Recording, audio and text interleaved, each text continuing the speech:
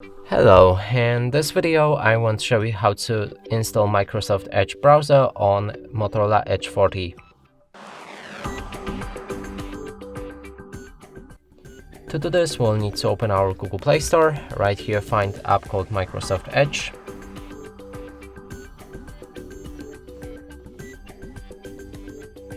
Install it. When it's ready, click on the open. Here we can see the introduction on how to use different features of this browser. You can read through it if you're interested. I'm gonna skip it. Now we can customize the homepage of the browser with a wallpaper, most visited sites, and a news feed. Sign in to turn on synchronization between other Microsoft Edge browsers and devices that use them. I'm gonna skip it. Set Microsoft Edge as the default browser.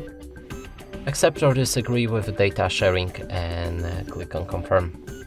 Now the browser is ready, we can open any website, and as you can see, it works fine. And that's it for this video. Hope you like it. Please consider subscribing to our channel, leave a like and a comment below.